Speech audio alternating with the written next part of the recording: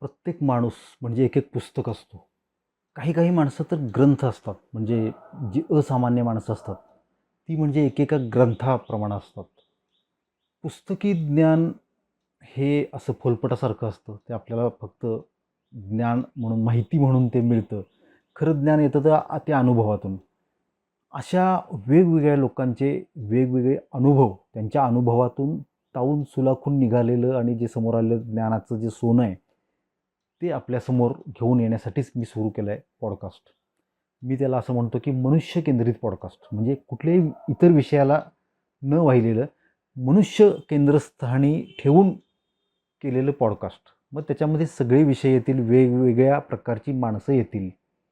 डाव्यांपासून उजव्यांपर्यंत, लहान मुलापासून ते वृद्ध अनुभवी माणसांपर्यंत सगळेजण त्याच्यामध्ये येतील, आपापले अनुभव व्यक्त करतील आणि अगदी खोलात जाऊन त्या गोष्टी, त्यांचे अनुभव बाहेर काढण्याचा मी प्रयत्न करणार आहे.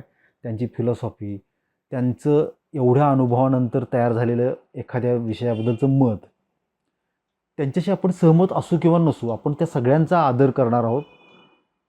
मी पण सहमत असेनच प्रत्येक वेळी असं नाही, पण मी त्यांच्या मताचा, कारण ते ज्या अनुभवातून आलेले आहेत, ज्या अनुभवातून आत्ता जिथं स्थापित झालेलं आहे, तिथून त्यांना जे दिसतं ते सगळं आपल्याला बघायचं आहे. हाच त्याच्या मागचा उद्देश आहे.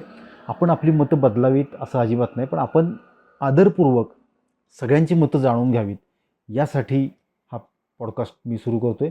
जरूर बघा, स्वनिर्मिती चॅनलवर ते सगळे पॉडकास्ट येत जाणार आहेत. त्यासाठी स्वनिर्मिती जर तुम्ही सबस्क्राईब केलं नसेल तर सबस्क्राईब करा. बेल आयकॉन पण दाबून ठेवा, म्हणजे व्हिडिओ आला की तुम्हाला तो लगेच कळेल. धन्यवाद.